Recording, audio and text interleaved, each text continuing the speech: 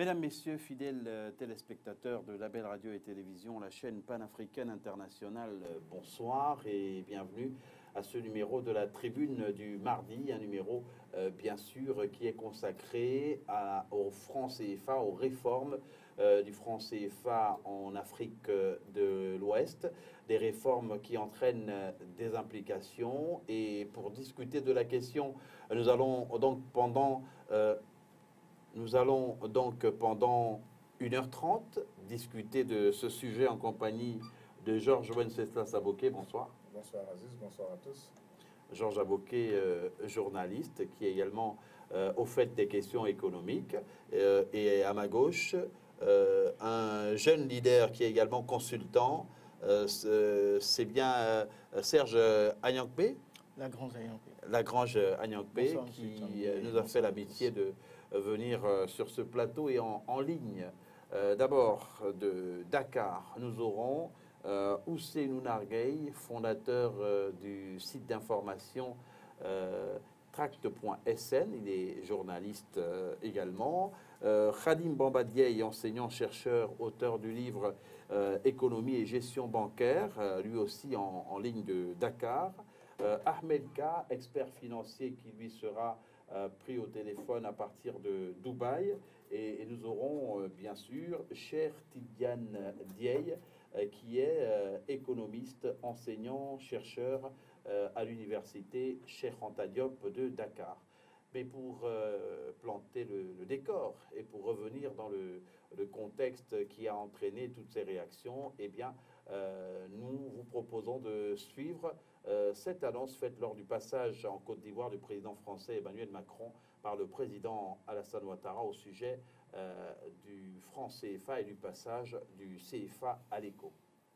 Qu'en accord avec les autres chefs d'État de l'UMOA, nous avons décidé de faire une réforme du franc CFA avec les 3 changements majeurs suivants. Tout d'abord, le changement du nom de la monnaie, du franc CFA à l'éco.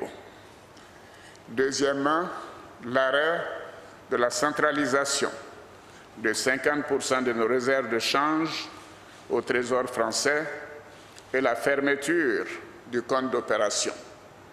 Oui, troisièmement, le retrait des représentants de la France de tous les organes de décision et de gestion de l'UMOA.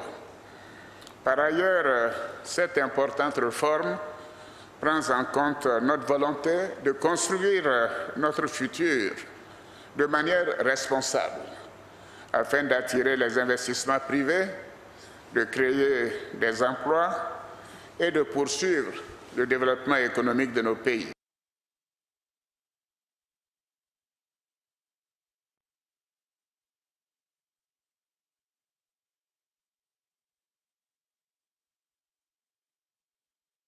Georges Aboké, les pays de la région n'ont pas été pris de vitesse par l'annonce du président Ouattara aux côtés d'Emmanuel Macron. Le président Alassane Ouattara a dit qu'il y a eu une concertation entre les différents présidents. Bon, à quel moment cette concertation a eu lieu? Bon, il est difficile de le savoir. On sait que lors du dernier sommet d'Abuja, pendant ce même week-end, eh bien, il a été question justement de ce franc CFA. Ils en ont discuté, ils ont également discuté de l'éco. Et donc, est-ce que les autres présidents de l'UMOA ont été pris de vitesse? Je crois que non, parce qu'ils ont dû se concerter, même par le biais des moyens de communication. Par contre, les populations s'attendaient à quelque chose, à ce qu'il soit annoncé quelque chose concernant le franc CFA. Qu'est-ce qui allait être dit, dans la mesure où quelques semaines, quelques mois avant, le président ivoirien Alassane Ouattara avait dit en quelque sorte que cette monnaie, eh bien, à la limite, il fallait ne pas y toucher parce qu'elle était pratiquement presque parfaite. Il n'y avait rien à redire là-dessus. Et puis, donc, on se demandait, on s'interrogeait, on voulait savoir, eh bien, de quoi il allait être question. Alors, c'est peut-être une victoire. C'est certainement une victoire de l'opinion africaine, des jeunes notamment. Le président Macron a eu l'occasion d'en parler. Il a dit que cette réforme se fait sous la pression des Africains. Et je crois que cette pression est en train de payer. Maintenant, les résultats, ce que ça a donné comme réforme, moi, pour le moment, en tout cas à ce niveau de notre discussion, pour moi, je dirais peu importe, dans la mesure où le franc CFA ressemblait à une sorte de bastion, un bastion donc imprenable, avec notamment les propos du président ivoirien Alassane Dramane Ouattara. Il ne fallait rien changer, il ne fallait rien y toucher. Et puis voilà que ce bastion, eh bien, on lui donne des coups et on peut enfin commencer à engager des réformes. On annonce même la disparition du franc CFA au profit de l'éco. Je pense que c'est une avancée. Maintenant, qu'est-ce qu'il y a dans ces réformes? Cela va faire l'objet de discussions, mais c'est déjà ça que de savoir que on peut toucher à ce franc CFA qui ressemblait des fois à un fétiche, mais qui est un vestige, un symbole de la colonisation, symbole aussi de, comment on va dire ça, de l'échec des politiques économiques des pays africains qui l'utilisent. Et donc, on verra maintenant vers où l'on va, mais en tout cas, ce bastion, on peut le dire, a été bousculé, il est pratiquement tombé. On attend maintenant la façon dont sa mort... La stratégie de l'UMOA. Lagrange Adiankpe, le franc CFA est-il réellement en train de tomber? Le président Ouattara a annoncé qu'on va passer du franc CFA à l'éco. Il faut quand même dire que la communauté des États d'Afrique de l'Ouest avait un agenda par rapport à cette monnaie. Effectivement, comme l'a dit mon co-débatteur, je crois qu'il faut déjà saluer la décision qui a été prise parce que la population africaine au départ, et particulièrement ceux de cet espace-là qui utilisaient le CFA, pensaient que ça n'allait pas se faire du sitôt. Qui continuent d'utiliser le CFA. Qui continuent d'utiliser le CFA se disaient ou pensaient que ça n'allait pas se faire de sitôt. Et du coup, nous avons eu cette décision, cette annonce qui a été faite au cours d'une visite bilatérale, si je peux m'exprimer ainsi. Personne, à mon humble avis, ne s'attendait à ça. En tout cas, la jeunesse ne s'attendait pas à ça et les populations également ne s'attendaient pas à ce qu'une annonce aussi grandiose soit faite. Un pas a été fait. C'est vrai que la CEDEAO était dans un processus de monnaie commune au sein de son espace. Mais il fallait un certain nombre de conditions. Il fallait un certain nombre de conditions préalables à cela et il ne fallait pas y aller de façon précipitée.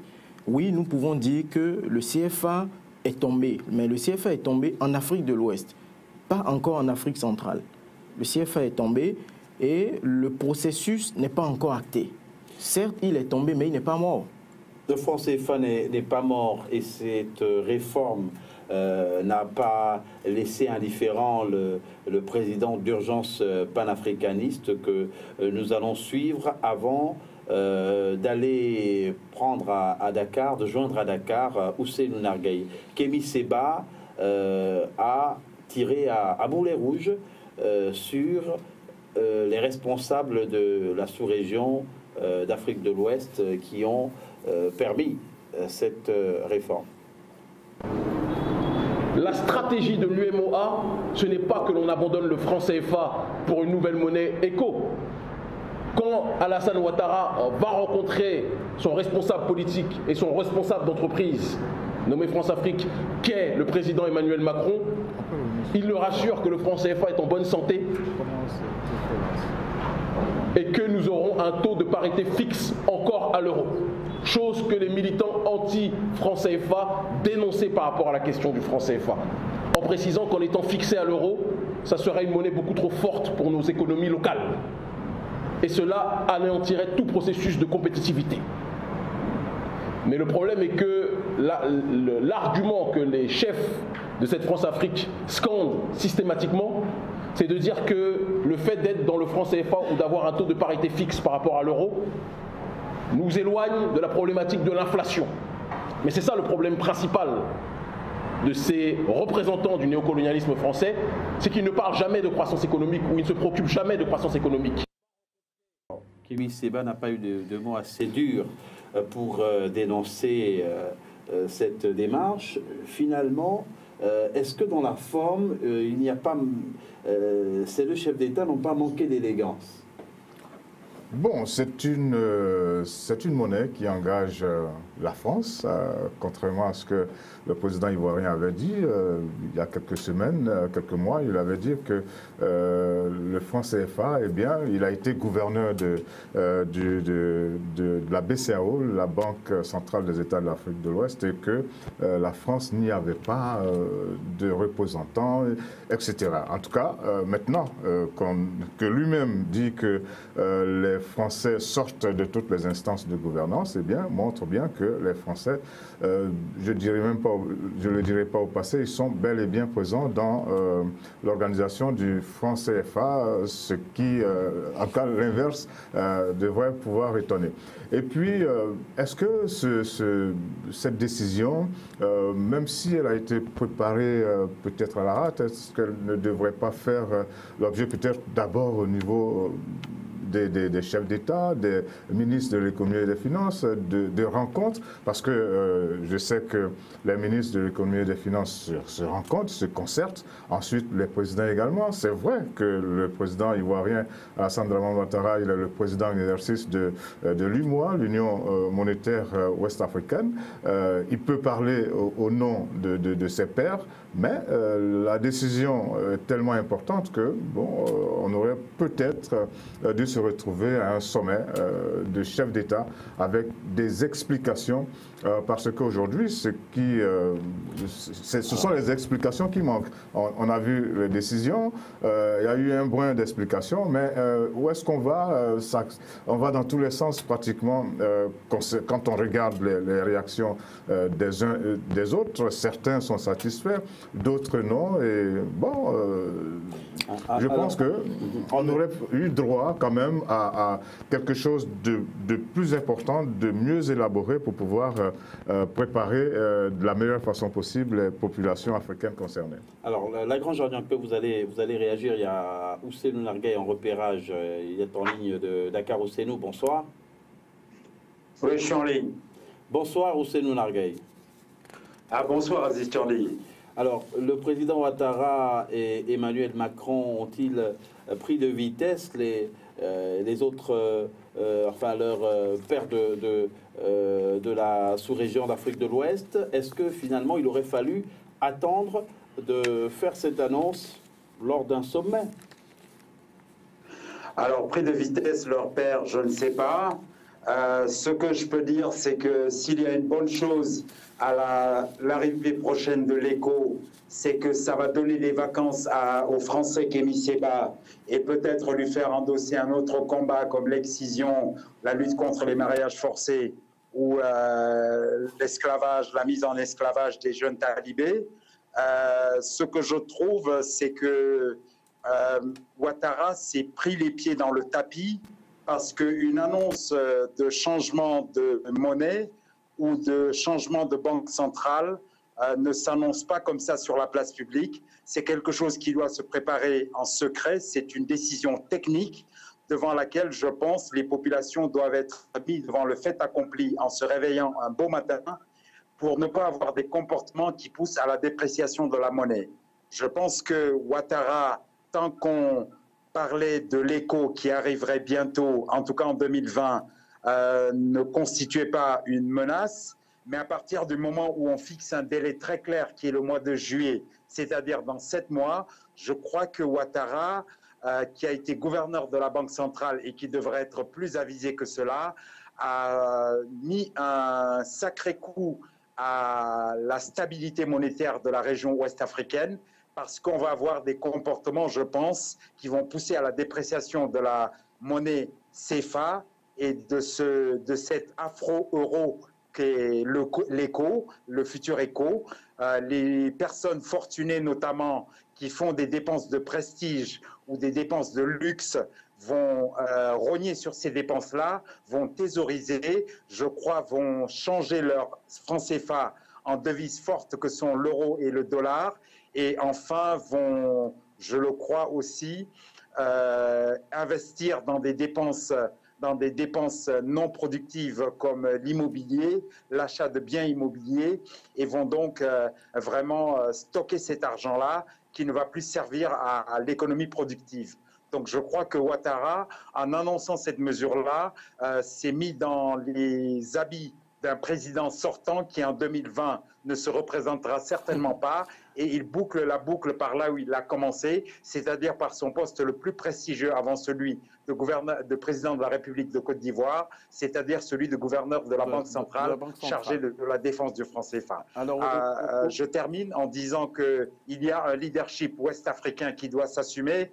Je crois que Ouattara, parce qu'il est à la tête de la première économie de l'Afrique de l'Ouest et de l'UEMOA qui représente 40% de cette économie-là, était dans son bon droit de penser qu'il devait annoncer cette décision. Maintenant, il l'a fait aux côtés du président Macron, qui n'est pas venu spécialement pour cette mesure-là et pour cette décision-là, il faut le dire. Il est venu pour rendre visite aux troupes françaises stationnées en Côte d'Ivoire et il a participé, on va dire, à l'annonce de cette mesure-là, à la limite comme un gouverneur devant son préfet de la France-Afrique, de ce qu'on doit bien encore continuer d'appeler la France-Afrique.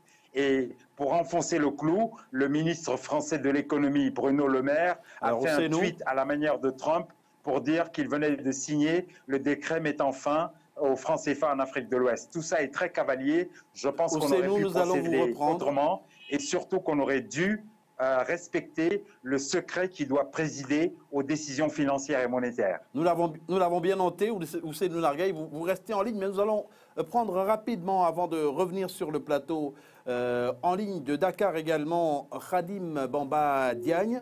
Il est enseignant-chercheur, auteur du livre « Économie et gestion bancaire ». Khadim Bamba Diagne, bonsoir. Alors, nous allons avoir Khadim Bamba Diagne dans quelques secondes, certainement. Juste le temps de vous... Georges Aboké, finalement, le président Ouattara, à entendre Ousseynou Largueil... Je suis complètement d'accord avec Ousseynou parce que ce sont des décisions qui engagent des millions de personnes et qui engagent à leur tête des chefs d'État et de gouvernement. Et donc, dans la forme, je pense que, c'est vrai que le président français disait qu'il y avait pression, mais la pression n'était pas telle que, on devait courir pour faire ces annonces-là de cette façon. Cheikh Bamba Diagne est en ligne. Cheikh Bamba Diagne, bonsoir. Bonsoir. Je rappelle que vous êtes enseignant-chercheur et auteur du livre « Économie et gestion bancaire ».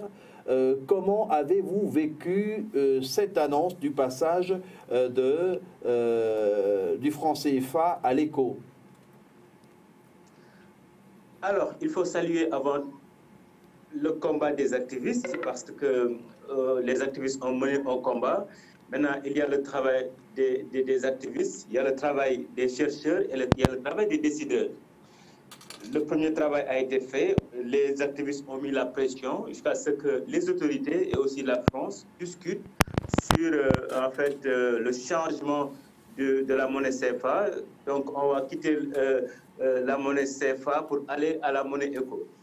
Donc le changement a été fait, mais comme nous sommes 15 pays dans l'espace CEDEAO, il est sûr qu'on ne peut pas en même temps aller ensemble, mais il faut commencer. Il faut commencer maintenant par l'existence. L'existence, c'est quoi? Il y avait 8 pays qu'on appelait les pays de l'UE, qui avaient une même politique monétaire.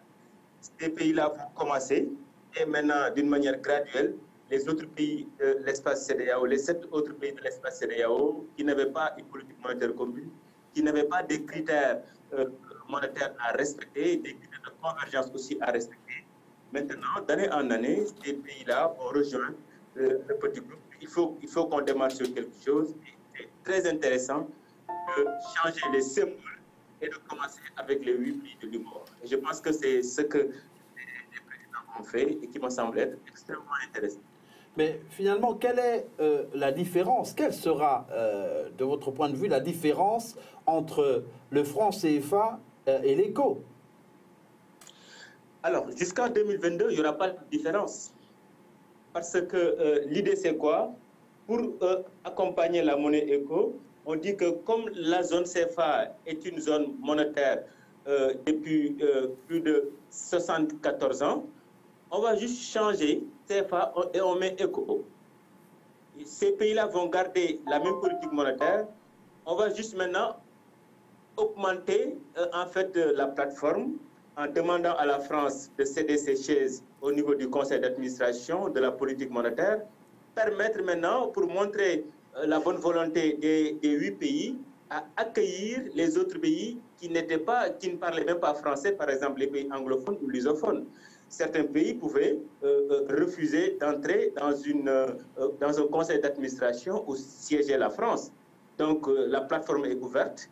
On va reprendre du moins nos réserves de change, ce qui va permettre maintenant les pays, plus que ces pays-là respectent les critères de convergence, même minimum, vont rejoindre les 8 pays qui ont déjà l'habitude d'avoir une monnaie commune. Et je pense que dans 3 ans, 4 ans, beaucoup de pays vont rejoindre, jusqu'à maintenant faire face au géant Nigeria qui pose problème parce qu'il est économiquement indiscipliné. Économiquement indiscipliné, vous le soulignez, mais est-ce que ce n'est pas par rapport aux exigences de la France? Pourquoi cette monnaie doit toujours être arrimée à l'euro? On a bien des pays d'Afrique qui ont leur propre monnaie. On a l'Éthiopie, le Maroc, l'Algérie, autres pays d'Afrique du Nord. Et même en Afrique de l'Ouest. Et même en Afrique de l'Ouest, le Ghana, le Nigeria. Mais pourquoi faut-il forcément rester arrimé à l'euro? Oui, vous voyez qu'on commence déjà. Dans un premier temps, on a commencé avec l'existant. Il faut qu'on accepte que ce sont les pays de l'UMOA qui ont sacrifié le CFA pour adapter l'euro. Ça, c'est juste en fait la première étape. Mais la deuxième étape maintenant, il nous faut des négociations, du travail sérieux. Maintenant, le problème est que tout ce qu'on demande à une banque centrale dans tous les pays du monde, c'est avant tout la maîtrise de l'inflation, la recherche de la croissance économique, la maîtrise de ce qu'on appelle le déficit budgétaire. Quand vous parlez de si nous prenons les 4 puissances de l'espace CEDEAO, à savoir le Nigeria, la Côte d'Ivoire, le Ghana et le Sénégal, le pays qui a l'inflation la plus faible, c'est la Côte d'Ivoire, après vient le Sénégal, après vient le Ghana et le Nigeria. Et si vous voyez aussi au niveau de la croissance, la Côte d'Ivoire a la croissance la plus élevée, vient le Sénégal, le Ghana et le Nigeria. Le grand problème est que le Nigeria, parfois, le taux d'inflation peut aller jusqu'à 20%, 23%. Alors que nous autres, les pays de la zone UMOA, l'inflation est toujours à moins de 1%. Ces pays-là n'ont pas l'habitude d'avoir des inflations très élevées. À partir de ce moment, il faudra que le Ghana peut rejoindre parce que le Ghana a la même structure économique que la Côte d'Ivoire. Il n'y a pas de problème. Je pense que pour faciliter en fait l'entrée du Ghana des autres pays, la France maintenant n'est plus dans le conseil d'administration. Maintenant, le problème, ce n'est pas tous ces pays-là, c'est le Nigeria qui pèse, qui occupe les 3/4 de l'économie de l'espace CEDEAO, mais qui ne respecte aucun critère. Et le grand problème du Nigeria, c'est quoi? C'est un pays où il y a autant de milliardaires que de pauvres. C'est le pays qui a le plus de pauvres en termes de ratio dans l'espace CEDEAO. Sur 100 Nigérians, les 56 sont pauvres parce que simplement, chaque année, l'inflation augmente et c'est extrêmement compliqué tant que le Nigeria ne maîtrise pas son inflation. Sinon, les autres pays vont recevoir ce qu'on appelle une inflation importée. Vous allez quitter 0,4% au Sénégal pour rejoindre 15% parce que simplement, on est dans une zone qui n'est pas optimale. Et le gros problème, Georges Aboké, donc, comme le dit Khadim Bamba Diagne, c'est le Nigeria et son inflation et son indiscipline économique. Bon, D'accord, indiscipline économique, mais en même temps aussi, il faut dire que l'inflation qui est maîtrisée de l'autre côté dans certains pays de l'UEMOA n'est pas le fait de la force de ces économies-là, c'est du fait qu'on appelle ça, de l'appui de la France. Et donc, il y a certains pays qui ont du mal à suivre. Donc, nous avons une diversité de pays, en tout cas du point de vue économique. Nous avons une diversité d'approches et cela pose un certain nombre de problèmes. Et c'est pour ça que l'on parle souvent de facteurs de convergence, faire en sorte que tout le monde fonctionne de la même façon pour aller dans le même sens. Tout le monde doit fonctionner de la même façon, mais le Nigeria a également exprimé d'autres appréhensions. Moi, je dirais d'abord, avant de parler du Nigeria, que nous, puisque je représente la jeunesse, quoi que l'on dise, nous ne devons pas rester dans le sensationnel. Sortons du sensationnel. C'est vrai, les activistes ont fait un travail remarquable. Ils ont poussé nos autorités à prendre un certain nombre de décisions. Mais quelles sont les mesures palliatives? Quelles sont les dispositions que nous avons prises avant de pouvoir demander à ce que la France relâche ci, que la France relâche cela? Prenons nos responsabilités. Prenons nos responsabilités à nos niveaux et mettons en place des dispositifs qui nous crédibilisent. Une monnaie, ce n'est pas une mince affaire. Une monnaie, c'est tellement important que aujourd'hui, la France qui décide de lâcher les 50% de réserve, la France qui décide de sortir, ça vient nous rassurer de ce que quelque part le problème également se trouve à notre niveau. On accuse le président Ouattara d'avoir fait une déclaration aussi importante qu'il fallait protéger un secret. Moi, je dis non. Peut-être pas un secret, mais une meilleure préparation. Il aurait fallu une meilleure... Non, mais un chef d'État de cet espace UEMOA a dit il y a un bout de temps que son pays allait récupérer ses réserves. Le président du Bénin. Ce qui voudrait dire qu'il y a eu concertation. Et si le président Ouattara a profité d'une visite bilatérale ou d'une coopération bilatérale pour annoncer une mesure aussi importante, c'était certainement pour rassurer les uns les autres. Moi, je pense que ça aurait dû se faire avec les autres, une sorte de grande messe avec tout le monde. Pas nécessairement. Alors, nous avons Ahmed K, qui est expert financier et que nous avons en ligne de Dubaï. Ahmed K, bonsoir. Bonsoir. Alors, Ahmed K, le passage du franc CFA à l'éco, vous le voyez, suscite le débat. Mais techniquement, qu'est-ce que ça pourrait poser comme problème? Est-ce que l'on court vers ce que certains annoncent déjà? Est-ce qu'on court vers une dévaluation inéluctable du franc CFA d'ici à juillet 2020? Tout d'abord, je voudrais vous remercier de me donner l'opportunité de m'exprimer sur ces problématiques monétaires et financières qui portent sur l'Afrique. L'Afrique, ce continent qui nous est, ma foi, très très cher. Et je profite de l'occasion, en fait, pour vous remercier, en fait, également le groupe Lycée Blaise Diagne Promotion qui nous a insufflé cette possibilité, évidemment, de participer. Et je voudrais aussi apporter ma petite pierre à l'édifice que nous essayons de créer tous. Je suis basé à Hong Kong. Je suis expert financier et je suis également patron d'un fonds d'investissement. Donc, vous comprenez que je m'intéresse beaucoup à ce qui se passe en Asie, mais je m'intéresse aussi et surtout ce qui se passe en Afrique, puisque toutes les collectes que nous effectuons se font dans le cadre, évidemment, du développement de l'Afrique. Donc, le problème monnaie, donc la currency, évidemment, CFA ou ECO, nous intéresse au plus haut point. Alors, des changements certains, des changements particulièrement en ce qui concerne, bien sûr, à ce que nous annonce. D'abord le nom, passer de CFA à ECO,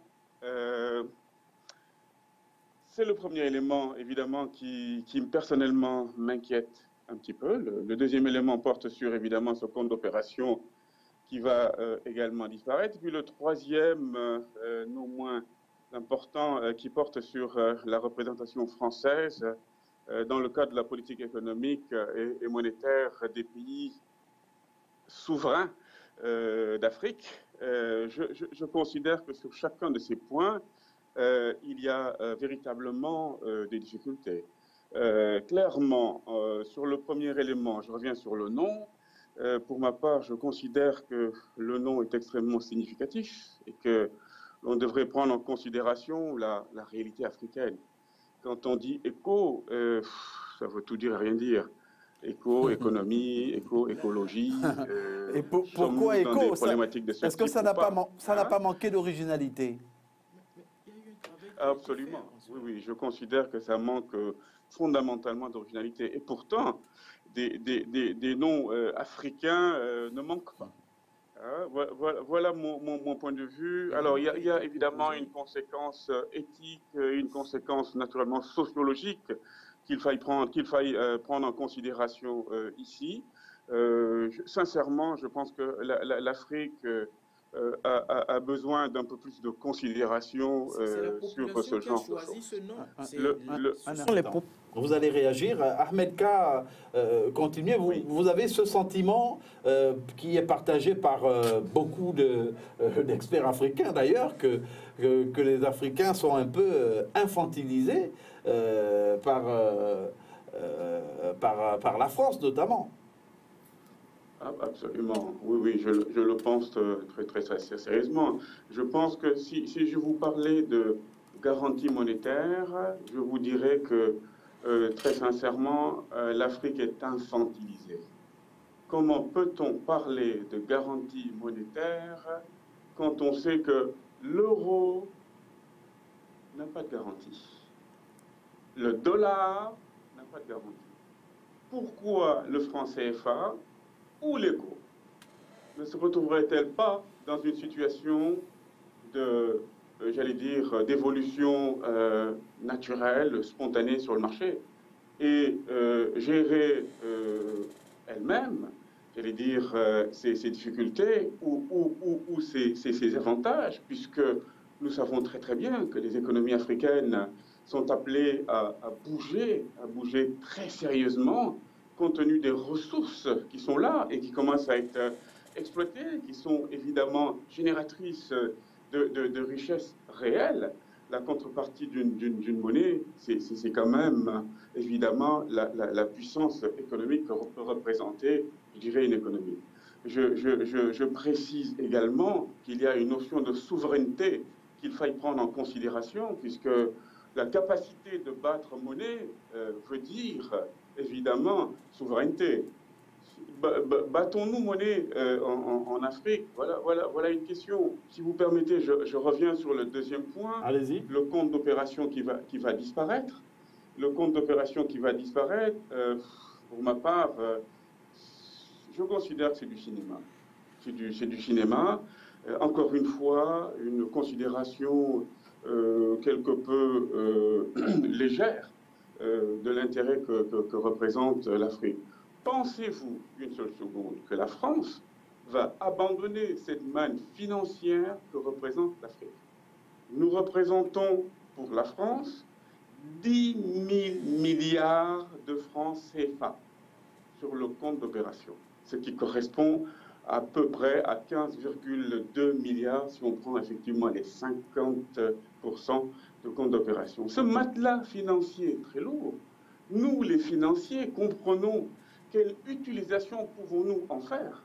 Mais je considère sincèrement qu'il est important que l'Afrique puisse en faire usage elle-même. Je parle naturellement des pays de la zone CFA.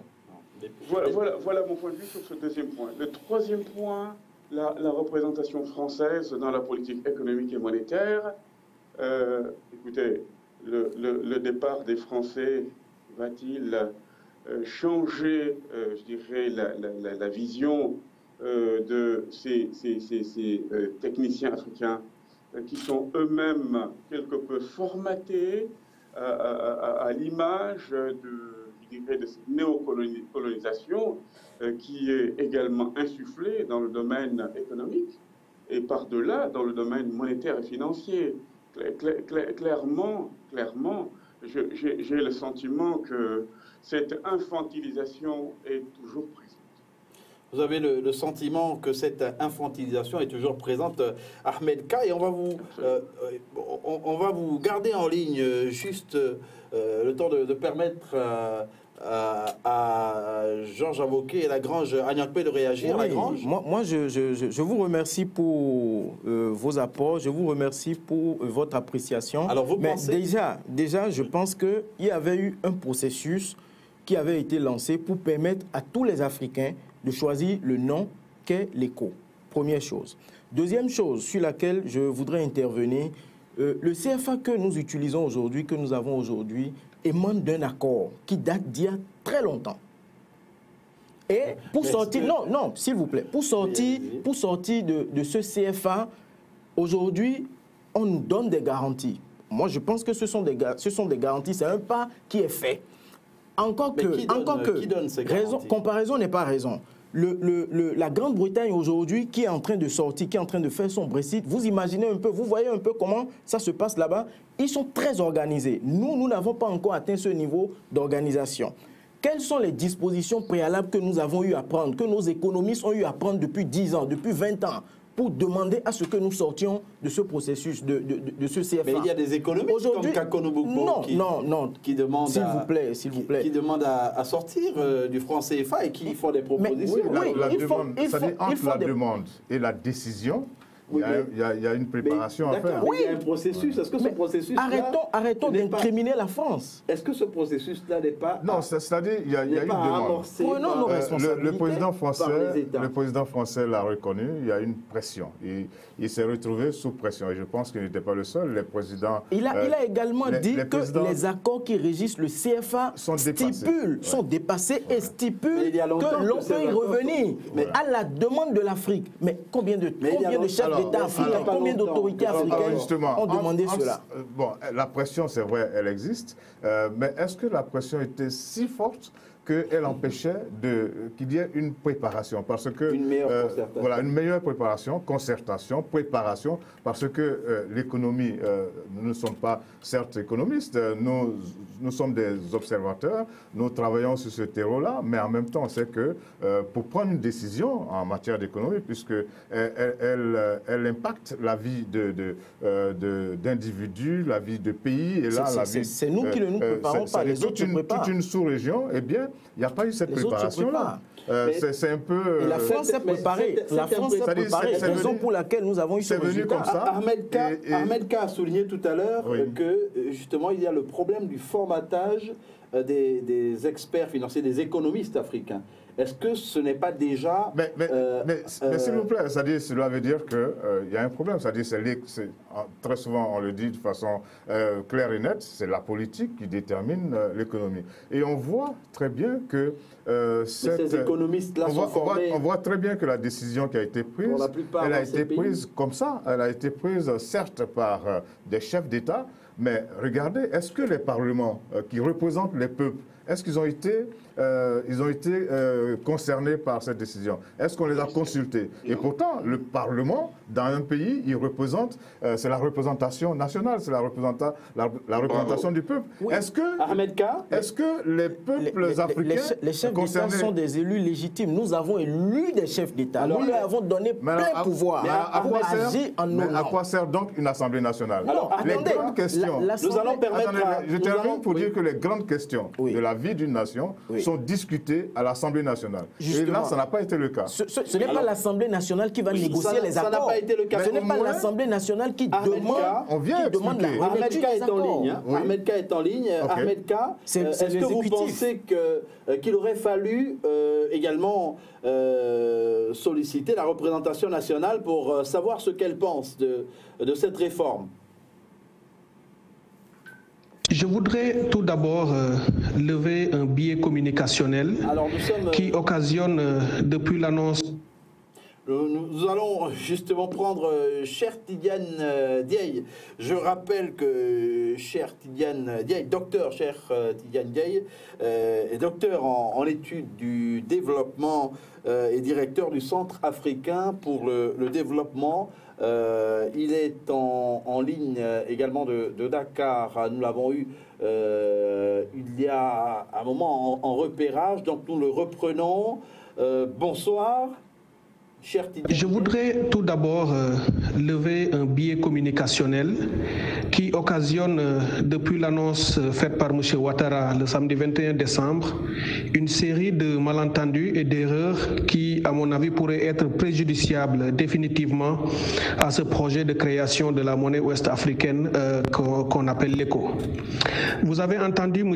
Alassane Ouattara dire, je le cite, « Nous avons décidé de faire une réforme du franc CFA.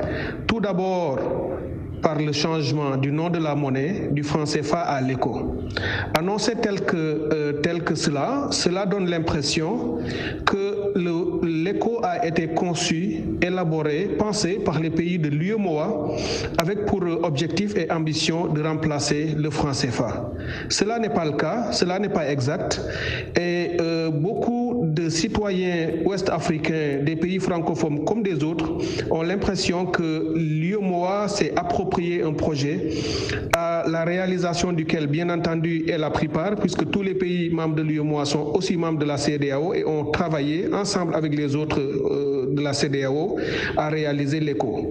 Mais tel que cela a été présenté, cela donne l'impression que, parce qu'en aucun moment M. Alassane Ouattara n'a cité la CEDEAO, donc cela donne l'impression qu'il s'agit d'un projet de l'UEMOA qui a été discuté avec la France, négocié, et que ce nom ECO est destiné à remplacer le franc CFA. Donc je viens de dire que cela n'est pas exact. Ce qui existe, ce qui correspond aux faits et à la réalité, c'est que l'ECO est un projet de la communauté économique des États de l'Afrique de l'Ouest, CEDEAO, dont la gestation a commencé depuis 2000, bien avant même, depuis 1987, lorsque le programme de coopération monétaire de l'Afrique de l'Ouest a été lancé, bien entendu avec beaucoup de retard, mais en 2000, ce processus a été relancé avec une approche qui consistait à mettre d'abord en place la seconde zone monétaire de l'Afrique de l'Ouest, qui devait réunir les pays francophones et lusophones dans une seconde zone monétaire qui s'appellerait justement ECO, dont la monnaie serait ECO, et qui continuerait à cohabiter avec le franc CFA et à terme fusionner les deux sur la base d'un certain nombre de caractères et de caractéristiques, dont le plus marquant et le plus remarquable, la plus remarquable de ces caractéristiques serait justement la flexibilité de cette monnaie, sa souveraineté et le fait qu'elle ne serait pas arrimée à l'euro ni à une quelconque autre monnaie internationale, mais plutôt reliée à un panier de devises. Cela était le projet de la CEDEAO. Donc ce qui aurait été plus logique et plus politiquement réaliste et techniquement juste de la part de M. Alassane Ouattara, ça aurait été de dire, nous, pays de l'UEMOA, ayant travaillé avec les autres membres de la CEDEAO à la réalisation d'une monnaie régionale CEDEAO qui s'appellerait ECO, puisque nous sommes prêts, puisque nous avons des critères de convergence que nous partageons depuis des années, puisque nous avons une expérience en matière de gestion monétaire depuis des années, nous de l'UEMOA, nous nous engageons à adhérer, à être parmi les premiers à adhérer à la monnaie CEDEAO ECO à partir de 2020. Bien entendu, le dire voudrait aussi dire qu'il est affirmé aussitôt après qu'il accepterait que cette monnaie soit flexible, puisque c'est cela le projet de la CEDEAO. La CEDEAO envisage la mise en place d'une monnaie qui ne dépendrait pas de l'euro, alors que ce que M. Alassane Ouattara a lancé à Abidjan est une monnaie qui dépend encore de l'euro, qui est arrimée à l'euro et qui est garantie par le Trésor français, même si deux autres des caractéristiques du CFA sautent, notamment les représentants français aux instances de l'UEMOA et de la Banque centrale BCEAO seraient supprimés, et que le compte d'opération serait également supprimé. Cela n'enlève en rien le fait que ce que Alassane Ouattara a annoncé ne correspond pas à l'ECO, monnaie sur laquelle la CEDEAO a travaillé. Alors l'enjeu à partir de ce moment, c'est que nous assistons malheureusement à l'abandon d'un projet auto-centré, auto-structuré, auto-conduit par la CEDEAO à un projet projet souverain et un bon projet d'union monétaire pour un simulacre de réforme, pour un simulacre de monnaie, puisque on peut le voir, ce que porte l'UEMOA aujourd'hui pourrait être de nature à saper les fondamentaux et les objectifs sur lesquels la CEDEAO a travaillé. Parce qu'avec la France à ses côtés, cela ne fait que torpiller le projet CEDEAO. Ce qui est curieux d'ailleurs, je ne sais pas si vous avez cette information, c'est que samedi 21 décembre, date à laquelle M. Alassane Ouattara a annoncé la création de l'ECO en remplacement du franc CFA, avec M.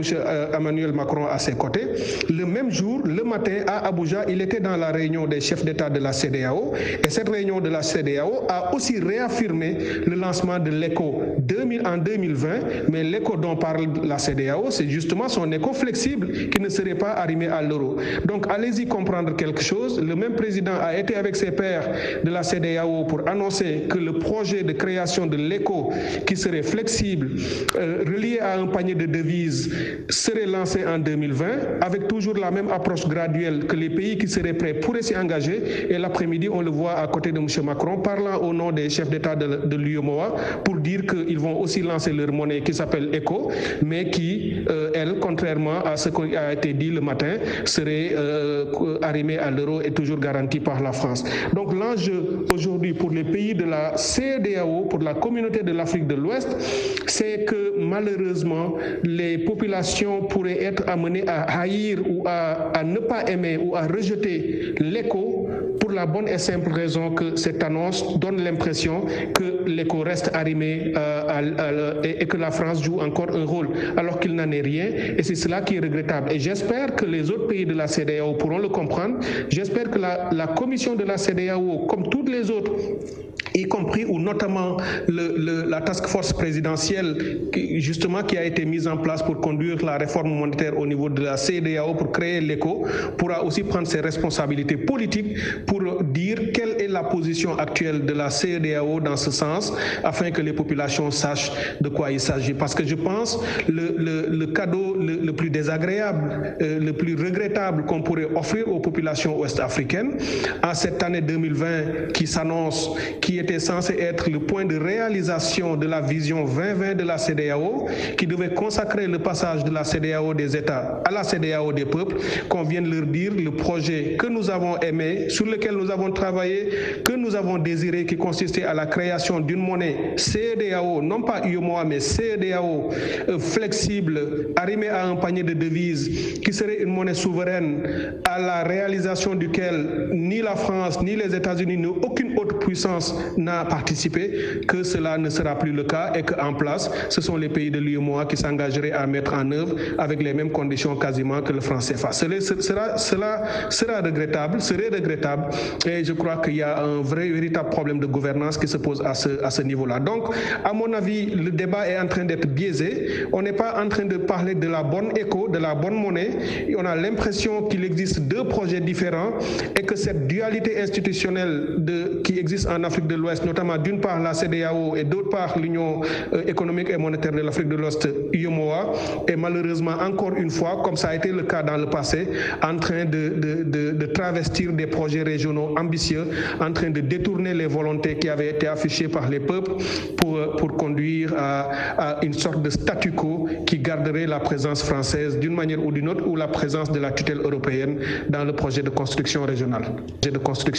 Alors, docteur Cheikh Tidiane Dieye, je rappelle que nous allons vous reprendre dans un instant et que le CACID que vous dirigez travaille aux côtés de la CEDEAO et que vous avez participé à l'élaboration de ce projet. Mais Ahmed Ka, finalement, est-ce que on n'a pas le sentiment, après avoir entendu Cheikh Tidiane Dieye, que la CEDEAO et l'UEMOA, finalement, ont deux agendas différents?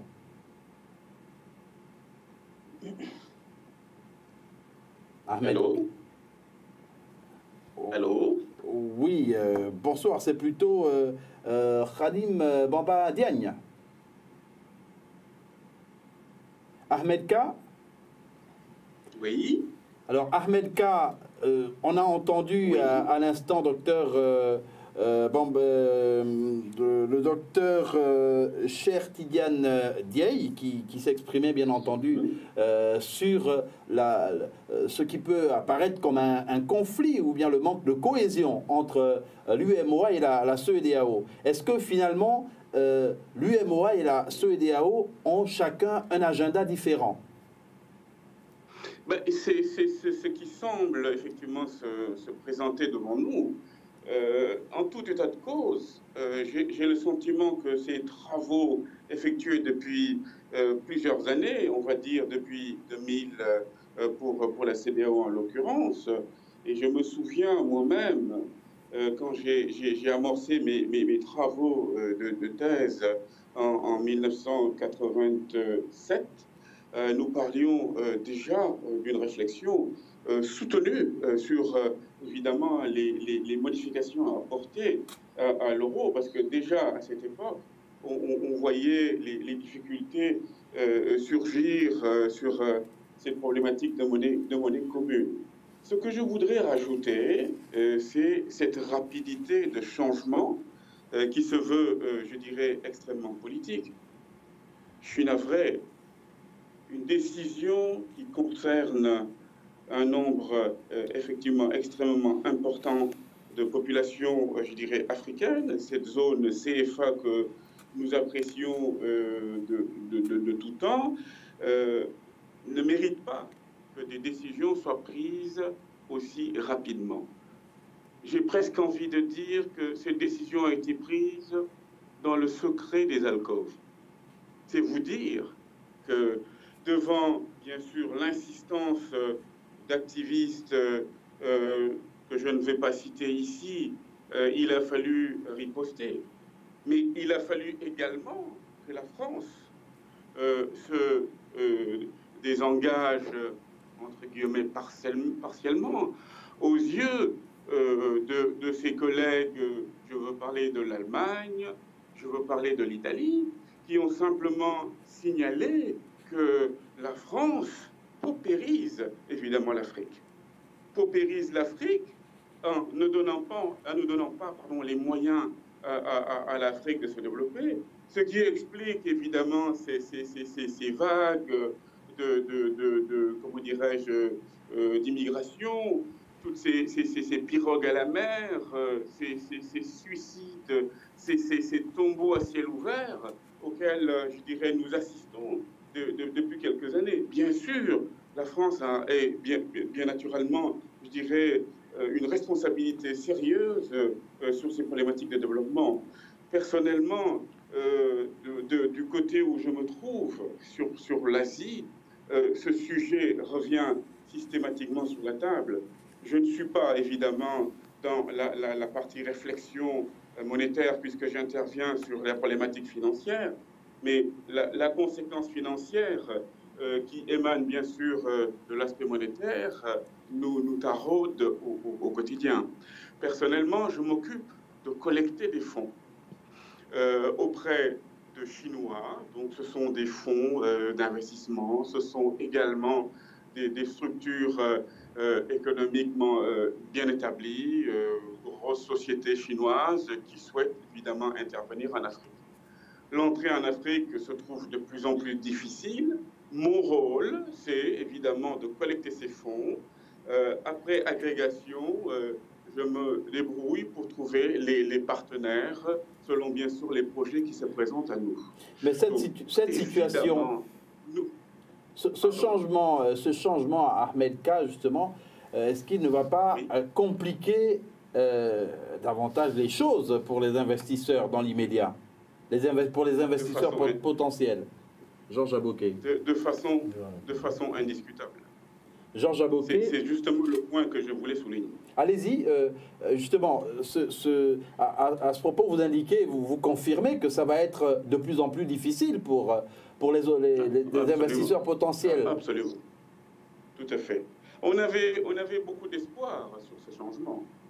Évidemment, on s'est bien intéressé à cette capacité que l'Afrique pouvait avoir à utiliser ce panier de monnaie.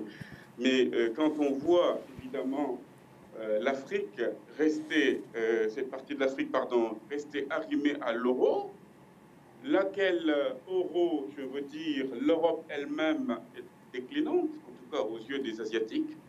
On se dit, ben, c'est bonnet blanc et blanc bonnet, hein. On va peut-être s'intéresser à d'autres zones économiques. C'est un combat que nous avons évidemment au quotidien, et vous l'imaginez aisément. Donc c'est un fait qu'on ne peut pas sous-estimer l'Asie. Et on ne peut pas non plus sous-estimer l'Afrique, puisque les Asiatiques eux-mêmes s'intéressent beaucoup à l'Afrique. Et il est clair qu'il faut donner à l'Afrique les moyens de pouvoir enfin sortir, je dirais, de ce sous-développement.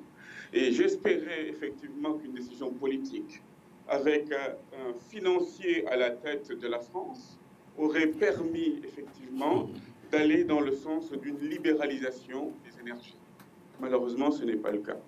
Vous sentez naturellement ma déception dans cette décision prise par le gouvernement français. Une déception peut-être partagée. Parce que je considère que c'est le gouvernement français qui unilatéralement a pris cette décision.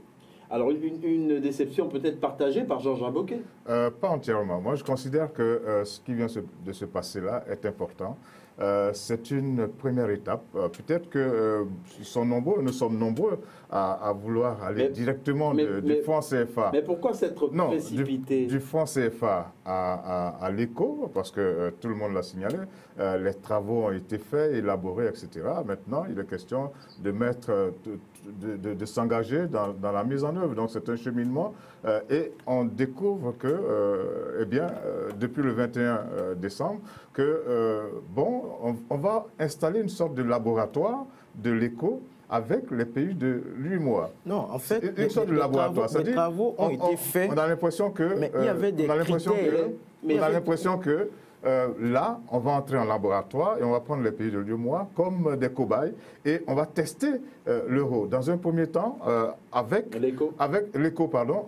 une légère différence avec le franc CFA. La légère différence vient de quoi? Du changement de nom, vient de ce que le compte d'opération, on le ferme, et vient de ce que les Français se retirent. C'est la légère différence.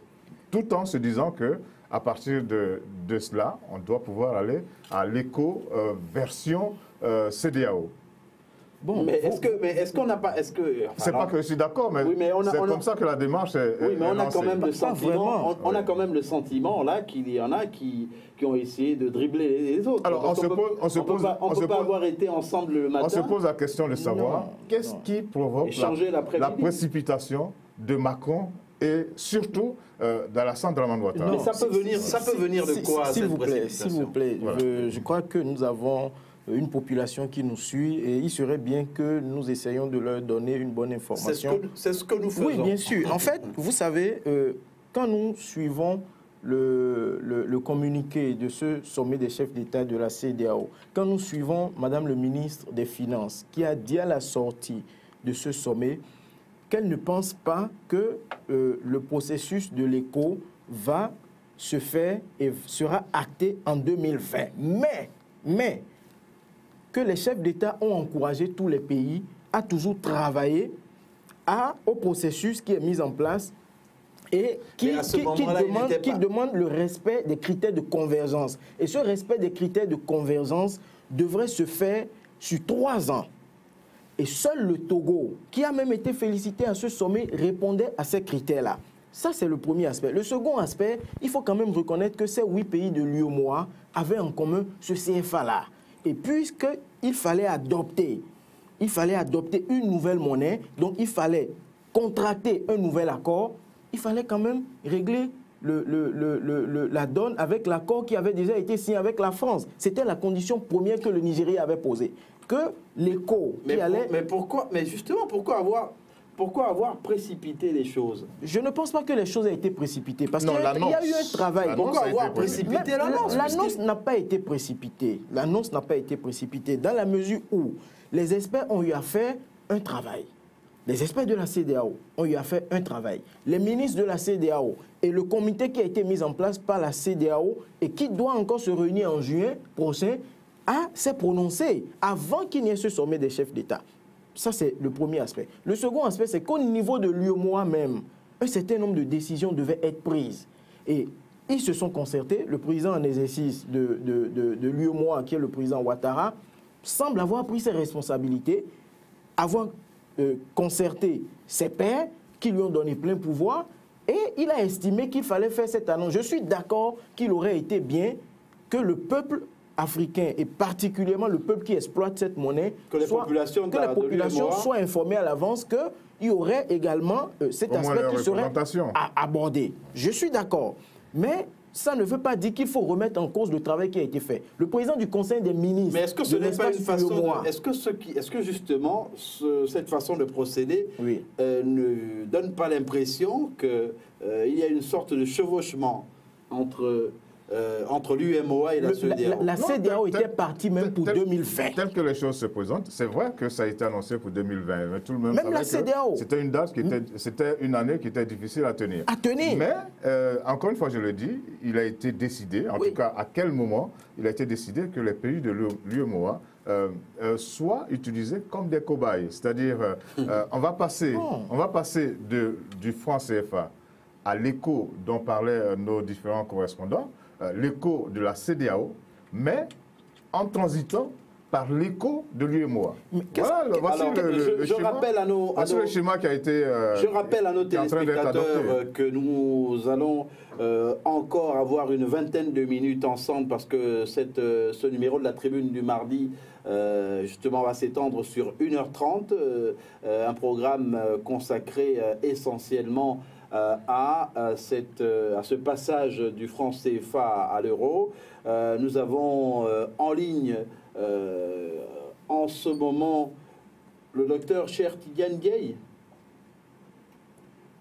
Le docteur Cheikh Tidiane Dièye que nous allons certainement retrouver, mais il est en ligne. Alors, docteur Cheikh Tidiane Dièye, oui, parler de la flexibilité de la monnaie éco reviendrait tout d'abord à se demander de quel éco on parle. Je viens de montrer effectivement que nous avons malheureusement dans la région deux projets qui évoluent en parallèle et qu'il faut d'ailleurs assez rapidement, je pense, de la part des chefs d'État trancher pour prendre leurs responsabilités parce qu'apparemment ce sont les mêmes qui sont dans les deux instances et qui prennent visiblement des décisions contradictoires. Alors, sur la question de la parité ou de la flexibilité ou non de la monnaie, s'il s'agit de la monnaie IOMOA, de l'éco-version IOMOA ou ce que j'appelle version détournée IOMOA CFA bis, c'est que cette monnaie serait arrimée à l'euro comme M. Alassane Ouattara l'a annoncé à Abidjan. Mais si nous parlons de l'éco-authentique, monnaie à la création de laquelle la CEDEAO a travaillé ces dernières années, bien entendu, l'approche pragmatique qui a été mise en place, et c'est l'option définie maintenant depuis des années par les chefs d'État, et qui ont d'ailleurs mis en place un certain nombre d'institutions, pour vous dire qu'il y a eu beaucoup de sérieux dans le travail envers ou vers la monnaie de la CEDEAO. Depuis 2000, entre 2000 et 2002, la CEDEAO a d'abord créé l'Institut monétaire de l'Afrique de l'Ouest, ensuite l'Agence monétaire de l'Afrique de l'Ouest, ensuite beaucoup de mécanismes de coordination et de gouvernance entre ces deux institutions et les banques centrales des pays membres. Et plus récemment, en 2008, une task force présidentielle a été mise sur pied qui a permis de relancer et d'accélérer le processus de création de la monnaie. Et l'option qui est définitivement actée maintenant, c'est de mettre en place une monnaie flexible, un éco flexible, relié à un panier de devises qui pourrait être le dollar, le livre sterling, l'euro, le yuan, pourquoi pas, et qui serait la seule monnaie qui circulerait en Afrique de l'Ouest. Alors, un tel choix a des avantages parce que ça redonnerait des marges de manœuvre plus grandes aux politiques macroéconomiques et sectorielles de la région et qui ne seraient plus obligés des mouvements des taux d'intérêt de la Banque centrale européenne. Parce qu'avec le CFA, bien entendu, tout suit la cadence des taux d'intérêt au niveau de la Banque centrale européenne parce que c'est ce que la BCEAO fait depuis lors. Et de fait, donc, la question de l'arbitrage entre inflation et croissance en Afrique de l'Ouest se poserait sur la base de caractéristiques effectives des régions, des économies de notre région et des canaux de transmission entre le secteur réel et les secteurs monétaires. Et non plus, comme c'était le cas, la recherche d'une hypothétique crédibilité anti-inflationniste dont la justification est pas solide du tout et c'est ce qui a caractérisé l'UEMOA jusqu'ici. Mais le second avantage d'une monnaie flexible éco que les dirigeants de la région CEDEAO ont bien compris et qui ont justifié justement le choix d'une monnaie flexible, c'est que le rattachement à un panier de devises constitue également une sorte d'incitation à la diversité géographique des échanges commerciaux. Vous savez que l'Afrique de l'Ouest, comme d'ailleurs beaucoup d'autres régions africaines, commerçait dans le passé beaucoup plus avec l'Union européenne pour des raisons historiques, etc. Mais cela n'est plus vraiment le cas. Je vous donne juste un exemple. Au moment de la création de la CEDEAO en 1975, plus de 75% du commerce justement de cette région se faisait avec l'Union européenne. Et on comprend, c'était la colonisation après, il y a eu les préférences commerciales de Lomé, ensuite, etc., tous les avantages préférentiels de Cotonou. Cela justifiait le fait que ces pays restaient presque attachés au plan commercial à l'Union européenne et notamment à la France, à la Grande-Bretagne, en fonction des puissances coloniales. Et aujourd'hui, au moment où nous parlons de 75%, cette relation commerciale ou cette part de l'Europe dans le commerce de la CEDEAO est tombée autour de 25-27%. Vous voyez donc qu'il y a eu une chute continue, quasi structurelle, parce que ça continue d'année en année. Et au moment où cela se fait, il faudrait aussi avoir une politique monétaire qui soit conforme à cette orientation nouvelle de nos économies, qui s'ouvre de plus en plus à l'Asie, qui s'ouvre à l'Amérique, qui s'ouvre plus particulièrement aux pays africains, mais également qui sont déterminés par le commerce intra-régional en Afrique de l'Ouest. Et avec le lancement de la zone de libre-échange continentale, le commerce intra-africain pourrait davantage se consolider, pourrait s'élargir, et cela doit être aussi porté par une politique monétaire ambitieuse, pertinente et conforme à notre aspiration, et éviter justement de rester attaché à une seule monnaie, ce qui oriente l'économie vers la puissance qui porte ou à laquelle appartient justement cette monnaie à laquelle nous sommes arrimés. Et pour finir, docteur Cheikh Tidiane Dièye, pensez-vous que le passage du franc CFA à l'éco est une avancée pour les pays d'Afrique de l'Ouest et partant pour les pays africains, sait-on jamais? Oui, si nous parlons de la monnaie éco version CEDEAO, sa mise en place pourrait conduire effectivement à plus de souveraineté, plus d'indépendance dans l'élaboration et la conduite d'une politique monétaire ou des politiques de développement de manière générale. Bien entendu, au niveau de la CEDEAO, tout le processus qui a été conduit jusqu'ici, en aucun moment il n'a été question d'une quelconque tutelle d'une puissance quelconque. Il n'a jamais été question d'une parité fixe ou de la garantie de cette monnaie éco-CEDEAO par une quelconque puissance que ce soit. Et donc cela est une bonne chose. Si nous réussissons à aller dans ce sens, cela pourrait élargir justement l'espace de souveraineté, la marge politique dont disposent nos États pour aller plus loin avec un processus auto-centré, auto-entretenu et porté par eux-mêmes et par leur peuple. Malheureusement, ce qui est en train de se passer avec cette sorte de dualité pourrait ralentir, sinon anéantir ce processus et le rendre encore plus difficile. Puisque notre force se trouverait dans l'espace CEDEAO plutôt que dans l'UEMOA. On le sait, l'UEMOA a beaucoup plus de contraintes, beaucoup plus de faiblesses vis-à-vis de la France et aurait du mal à se libérer et à s'autonomiser, à assumer sa souveraineté pleine et entière. Alors que si nous sommes dans l'espace CEDEAO avec la présence du Nigeria qui pourrait jouer le rôle de leader naturel, avec le Ghana et tous les pays anglophones qui pourraient contrebalancer des velléités de domination qui pourraient venir de l'extérieur, que ce soit de la France ou d'ailleurs, cela donnerait à notre région plus d'espace pour manœuvrer et puis pour conduire ses propres politiques. Donc effectivement, il y a un espace de souveraineté à conquérir avec cette nouvelle monnaie éco, mais pourvu qu'elle soit la véritable éco à la réalisation de laquelle la communauté économique des États de l'Afrique de l'Ouest CEDEAO a travaillé ces dernières années. C'est pour cette raison d'ailleurs que je pense que la CEDEAO, comme je l'ai dit tout à l'heure, devrait assez rapidement prendre cette question à bras le corps, parce que si nous ne réussissons pas à le faire et si l'UEMOA lance l'écho dont le nom ne lui appartient même pas avant les autres pays, en gardant cette monnaie arrimée à l'euro avec une garantie de la France, je ne vois pas comment le Nigeria et le Ghana pourraient rejoindre cette zone, refuseraient de se soumettre à cette éventualité, et que les autres pays également de la CEDEAO pourraient ne pas venir. Cela garderait le statu quo, le CFA deviendrait éco, et que les autres qui avaient travaillé à l'éco pourraient ne pas y venir. Et les peuples, comme c'est en train malheureusement d'être le cas, l'opinion publique ouest-africaine pourrait rejeter cette monnaie éco, n'ayant pas compris qu'il s'agit juste d'un détournement. C'est pas l'éco de la CEDEAO, ce qui est lancé à Abidjan, c'est autre chose, et je pense qu'il faut travailler rapidement à gommer cela, parce que l'intégration est notre seule chance, elle est très très importante.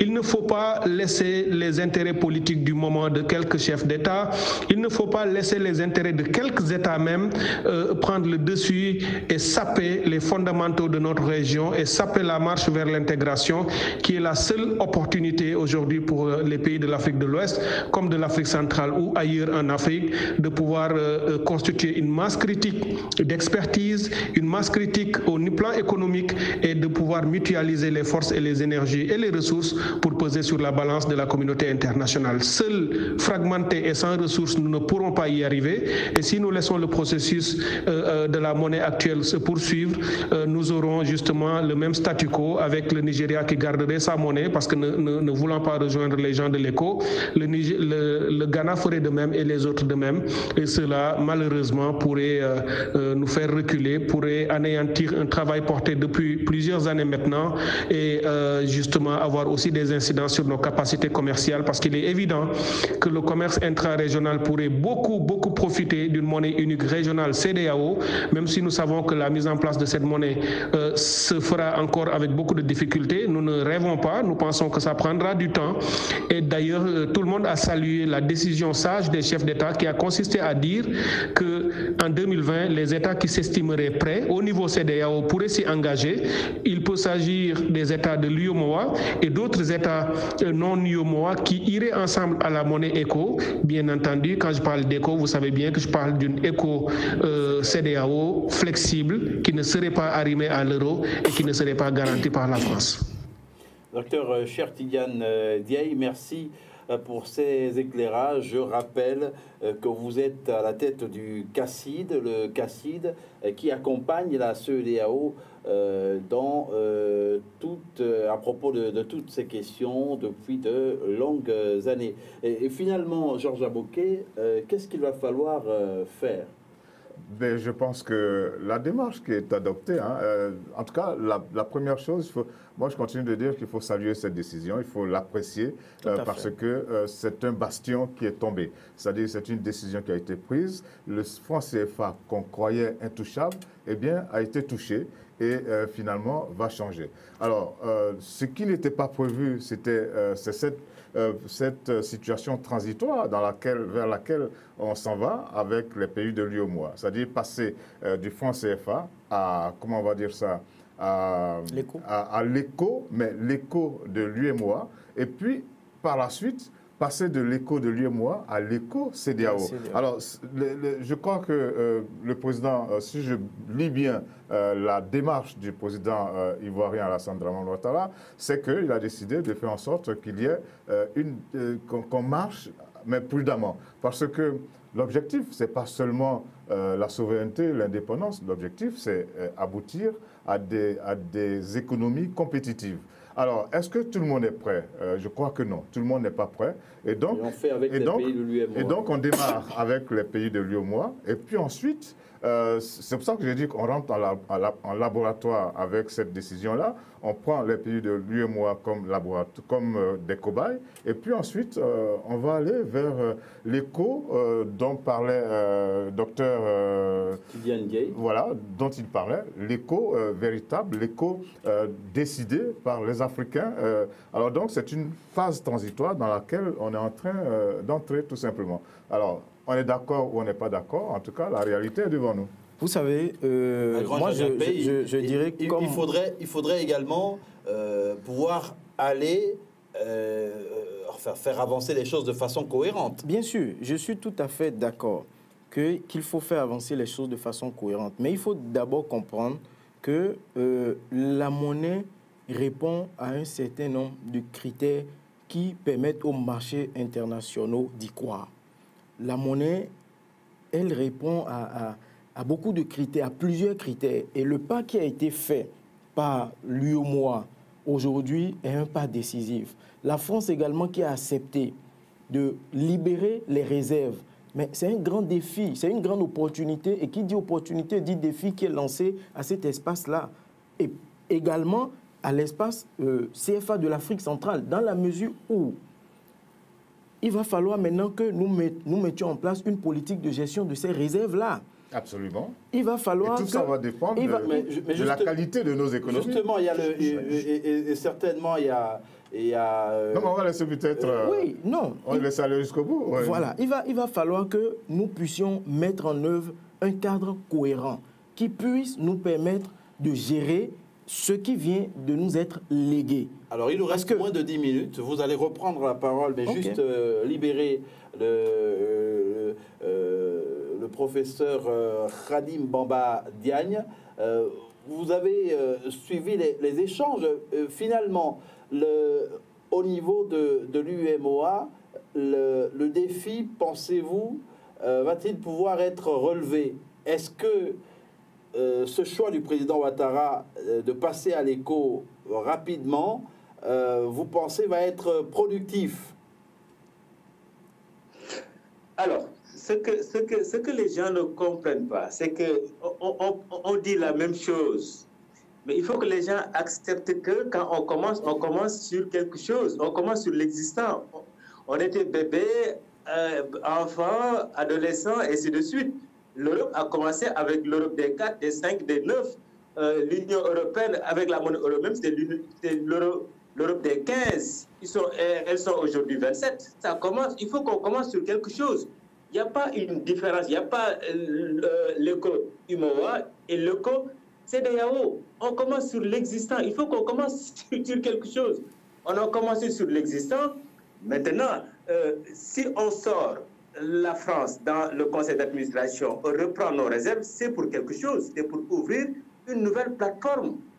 Mais on ne peut pas, des économies, par exemple, les 8 pays ont l'habitude de respecter des critères, mais les 7 autres pays n'ont jamais subi des critères. Ça veut dire que ce sont des pays qui gèrent leur politique monétaire d'une manière indépendante. Vous ne pouvez pas, d'une année à une autre, demander à tous ces pays-là de respecter des critères, mais des critères qu'ils ignoraient. Maintenant, les 8 pays ont l'habitude. Donc, on commence sur les 8 pays et d'année en année, c'est un processus. Mais on ne peut pas demander à une monnaie, l'euro jusqu'à présent a des problèmes. Et depuis combien de temps ils ont mis en place l'euro? On ne peut pas demander à l'espace CEDEAO 2020 d'avoir tous les pays au niveau de l'éco.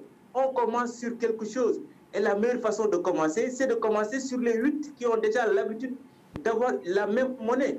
Mais vous savez très bien que si la France n'est plus dans le conseil d'administration, les réserves sont rapatriées, ce qui veut dire quoi? On ouvre une plateforme pour dire aux autres pays, maintenant, nous avons nos propres réserves, nous avons notre conseil d'administration en tant que les pays membres de la zone du MOA, maintenant on devient éco, on commence. Et je vous dis une chose, les présidents, les chefs d'État sont d'accord. Le grand problème, c'est quoi? C'est que parfois, il y a tellement de fake news que les gens ne vérifient même pas les sources. La monnaie est la chose la plus compliquée, la plus complexe au monde. La monnaie est un instrument d'échange. Maintenant, vous ne pouvez pas demander à un espace qui n'a jamais, des pays qui n'ont jamais eu. Et je vous dis, en 2005, on avait demandé aux 7 pays de la ZMAO, il y a les 8 pays de l'UMOA, les 7 pays, de mettre en place une monnaie commune. Pendant 14 ans, ils n'arrivaient pas à mettre en place une monnaie commune. Ce qui veut dire quoi? Parce que la zone n'est pas homogène, elle est hétérogène. Maintenant, les 8 pays ont l'habitude, mais il faut aider ces 8 pays-là à absorber d'année en année les autres pays. Mais on ne peut pas demander à une monnaie qui va commencer en 2020 et d'absorber tous les 15 pays. Ce n'est pas possible. Mais acceptez une chose quand même. Si on augmente, on élargit la plateforme, Mais on ne peut démarrer que sur les 8 pays qui ont déjà l'habitude. C'est aussi simple que ça. Si, par exemple, vous avez 6 enfants, les 4 sont disciplinés, vous demandez aux 2 autres copier en fait le comportement de ces 4 enfants pour augmenter, pour avoir un objectif à court terme. Mais je pense qu'il n'y a pas une différence entre l'éco de l'UMOA et l'éco de la CEDEAO. C'est un processus, il faut qu'on accompagne ce processus-là, parce que nous avons tous intérêt à ce que ce processus-là réussisse.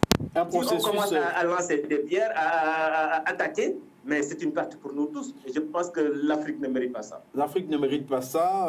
Khadim Bamba Diagne, merci. Je rappelle que vous êtes économiste, enseignant, chercheur à l'université Cheikh Anta Diop de Dakar, auteur du livre Économie et gestion bancaire. Lagrange à Niankpé, vous avez le professeur Khadim Bamba Diagne qui apporte de l'eau à votre moulin. Georges Avoquet, il faut y aller progressivement et c'est bien, semble-t-il, la démarche, selon lui, qui a été adoptée par le président Alassane Ouattara. Il faut y aller progressivement, oui. Mais je reviens toujours sur le fondamental. Le fondamental, c'est que nous avons un travail de fond à faire. Nous devons nous préparer, nous devons mettre en place un système qui puisse nous permettre une certaine orthodoxie. Une orthodoxie qui va amener à gérer convenablement ces réserves qui nous seront transmises. Une orthodoxie qui va nous amener à rendre crédible cette monnaie. Parce que si la monnaie n'est pas crédible, la Banque centrale européenne jouait ce rôle-là pour nous. Et nous dormions sur nos lauriers pour rendre quand même crédible notre CFA. Mais il faudrait que nous-mêmes, nos économistes et nos autorités puissent mettre en place un dispositif qui ne serait pas politique, mais technique, afin d'être vraiment crédible, de rester crédible. Quand vous prenez un pays comme le Djibouti, depuis une trentaine d'années, a sa monnaie. Et cette monnaie-là, le taux est resté fixe. Le taux de change de cette monnaie est resté fixe. Donc il faudra de la discipline. Il faudra de la discipline, de la rigueur. Nous sommes à quelques minutes de la fin de cette émission. Georges Avoquet, on va vous donner l'occasion de dire votre mot de fin. Alors je pense que les choses sont claires. Encore une fois, je salue la réforme parce que cela veut dire que les changements sont en train de s'opérer. Ce que les peuples africains attendaient est bien en train de venir. Ce n'est pas venu tout d'un coup. Eh bien, il va falloir inscrire cela dans un processus. L'économie, c'est cela. L'économie, ce n'est pas une discipline qu'on pratique comme ça dans les nuages. Elle est appliquée au fonctionnement des États et à la façon dont les hommes et les femmes sont organisés dans les différents pays. Et donc, nos économies ont jusque-là été soutenues par la France. Progressivement, la France est en train de se retirer et il va falloir faire preuve, comme disait notre ami Lagrange, de rigueur. Maintenant, parce que c'est pas, je le répète, on ne va pas seulement à la souveraineté pour dire que nous avons notre monnaie, on ne va pas seulement à l'indépendance, il faut aller à des économies qui sont compétitives. Et c'est là que beaucoup parlent de flexibilité de cette monnaie-là. Donc, si notre monnaie, la monnaie qu'on va utiliser dans les années à venir est flexible, cela veut dire que nos économies doivent être solides. Et cela veut dire aussi que nous devons maîtriser nos ressources, toutes les ressources que nous avons, à commencer par les ressources naturelles. Nous sommes arrivés pratiquement au terme de cette émission, mais Ousseynou Nargué, il y a peut-être un mot de fin, Ousseynou? Ousseynou n'est plus en ligne. En tout cas, nous sommes...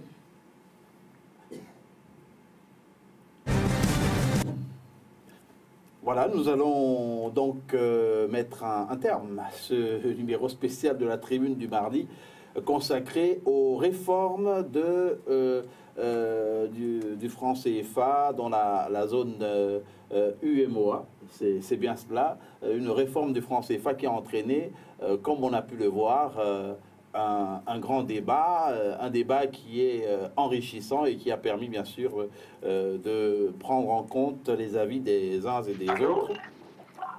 Alors Ousseynou, votre mot de fin en 1 minute. On a, avec ce passage du CFA à l'éco, une opportunité de faire bouger les économies de l'UEMOA? Écoutez, Aziz, je pense déjà qu'on fait un mauvais procès à la France en l'accusant de colonialisme, simplement parce qu'il y a des pays qui ont été dans le franc CFA et qui n'ont pas été colonisés par la France, comme en Afrique de l'Ouest, la Guinée-Bissau, et en Afrique centrale, la Guinée équatoriale. La deuxième chose, moi, ce dont j'ai l'impression, c'est que, comme disait De Gaulle, les États n'ont pas des amis, ils n'ont que des intérêts.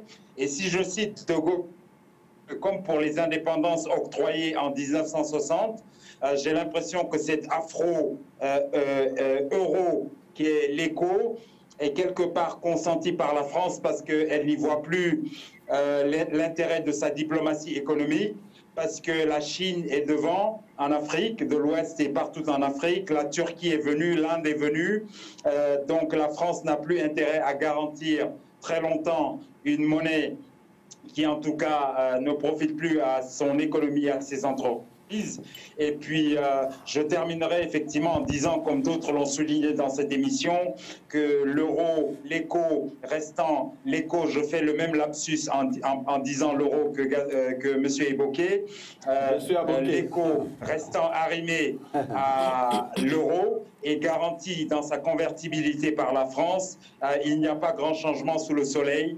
Et on accuse le président Ouattara. Je pense qu'il faut aussi indexer le gouverneur de la BCAO, Tierno Mélier Koné, qui finalement, dans son communiqué du 21 décembre 2019, a reconnu qu'il restait une suggestion du futur écho à la France, comme c'était le cas avec le franc CFA.